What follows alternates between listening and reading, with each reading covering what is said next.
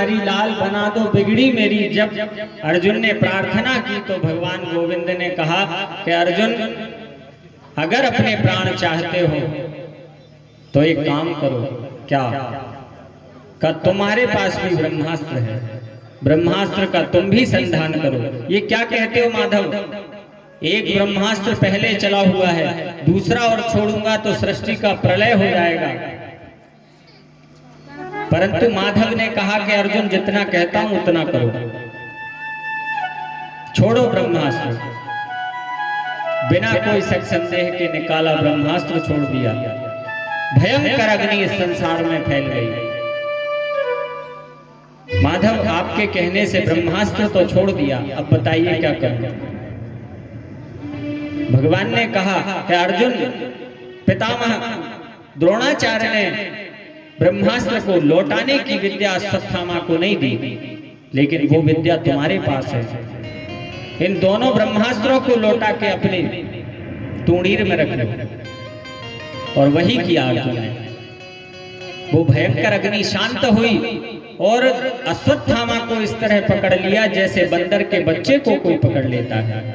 ले जाकर के शिविर में द्रौपदी के समक्ष फेंक दिया। ये देखो तुम्हारे पिता पुत्रों का हत्यारा।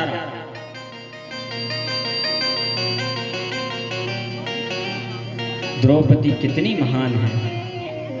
द्रौपदी ने देखा ये तो गुरुपुत्र है। अरे आर्य आपने ये क्या किया? अपने ही गुरुपुत्र को इस तरह बंधक बना करके शिविर में लाना, ये कौन सी बुद्धिमानी है? मुच्यता मुच्यता वेश ब्राह्मणो नितराम गुरु।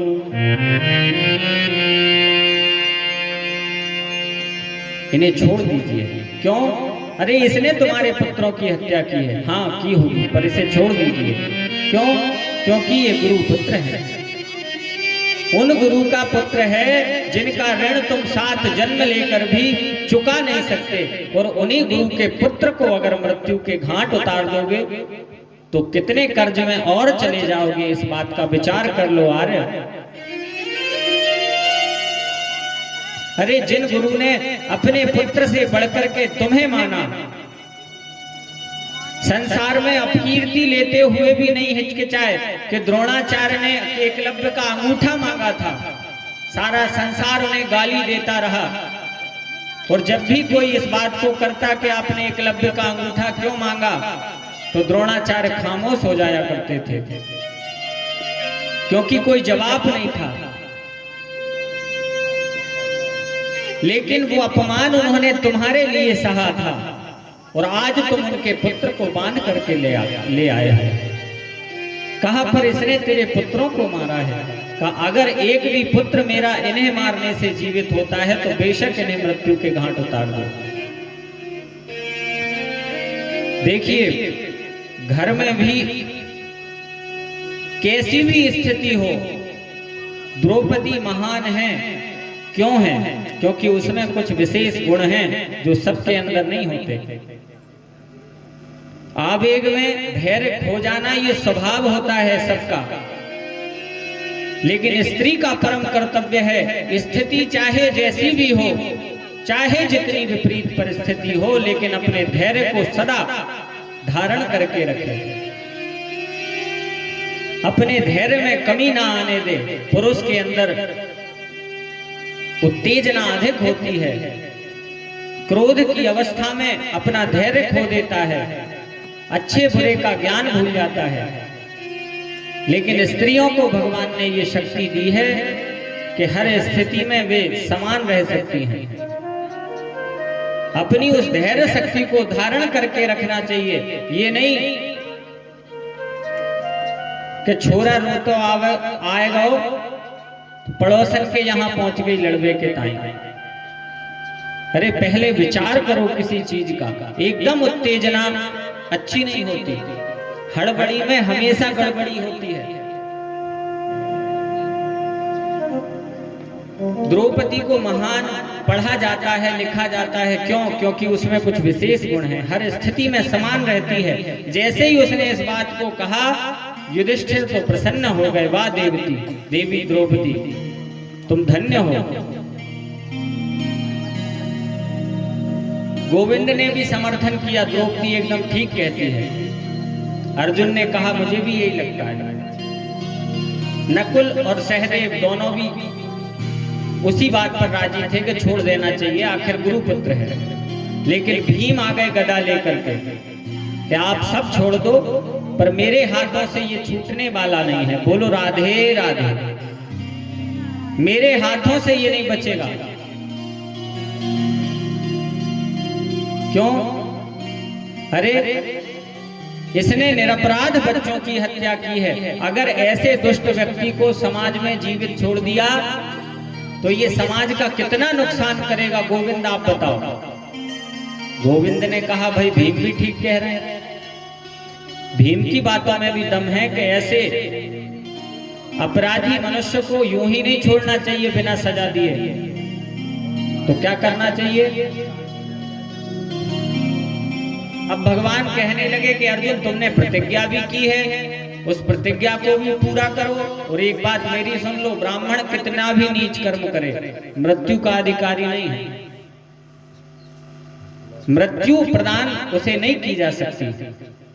तो क्या करना चाहिए?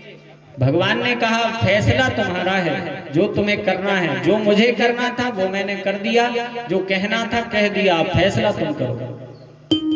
अर्जुन भगवान का पक्का चेला था, गीता के 18 अध्याय यूं नहीं सुने थे, तुरंत समझ गया। भगवान ने कहा ब्रह्मबंधुर्न हन्तव्य आतताय बधार्हण। ब्राह्मण कितना भी नीच हो, मृत्यु का अधिकारी नहीं, लेकिन निरपराध बच्चों की हत्या करने वाला कोई भी हो, बचने का अधिकारी नहीं है, सजा का अधिकारी है। फैसला तुम्हें करना है। क्या किया? अर्जुन समझ गए। वपनम द्रविणादानम स्थानां निर्यापणम तथा एष हि ब्रह्मबंधूनां बधो नान्योऽस्ति देहिका। ब्राह्मण का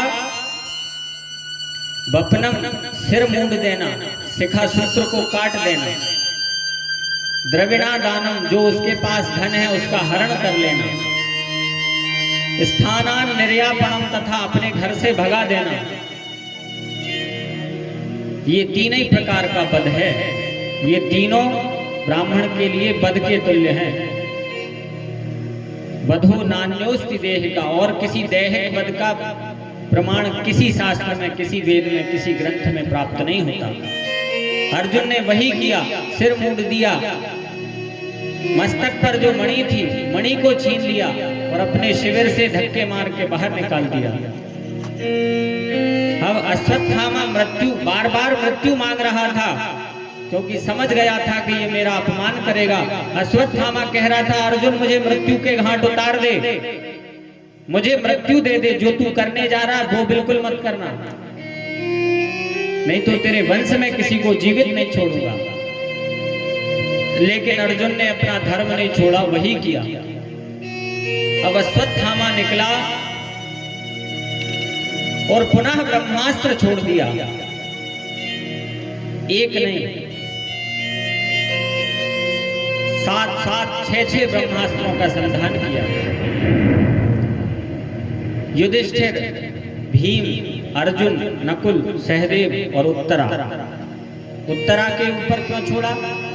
क्योंकि उत्तरा की गर्भ में अभिमन्यु का अंश था। भगवान ने कहा कि अब जाएं। इतने में उत्तरा रोती हुई चली आई। पाहि पाहि महायोगिन देव देव जगत्पते नान्यं त्वद्भयं पश्ये यत्र मृत्यु परस्परम्।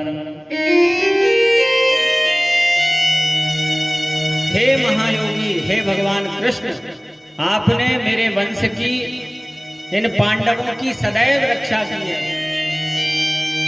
और ये ब्रह्मास्त्र मेरे गर्भस्थ शिशु के लिए छोड़ा गया है। ये मेरी मृत्यु अवश्य हो जाए, कोई बात नहीं, लेकिन मेरे गर्भस्थ शिशु की रक्षा कर लीजिए, क्योंकि जिस वंश को आपने रक्षण दिया, अगर वो वंश यूं ही समाप्त हो गया तो फिर आपके रक्षण का तात्पर्य क्या निकला। बोलो राधे राधे। क्या किया भगवान ने, अंश रूप बना करके उत्तरा के गर्भ में प्रविष्ट हो गए और उस गर्भस्थ शिशु को अपने रक्षा आवरण से ढक दिया। रक्षा आवरण से ढक करके गर्भस्थ शिशु की रक्षा की। आज ये पहली माता है, देखो अनेकों माताएं हुई जिन्होंने भक्तों को जन्म दिया। ध्यान देना बात पर। बोलो राधे राधे।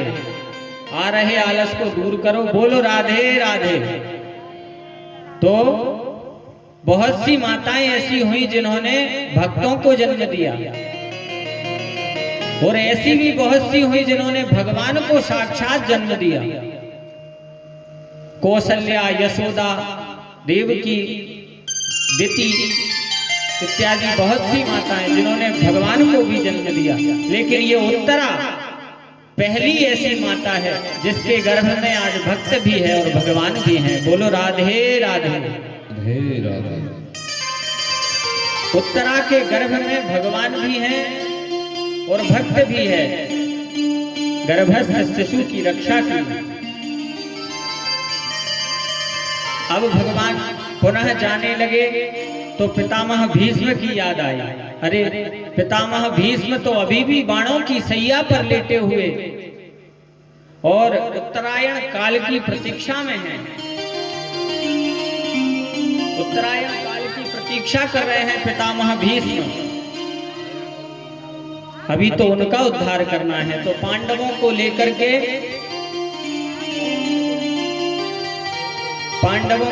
के वहां पहुंचे समर भूमि में, जहां पितामह भीष्म उस बाणों की सैया में लेटे हुए थे।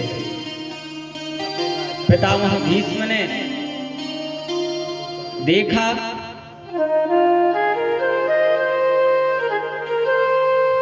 पूछा अर्जुन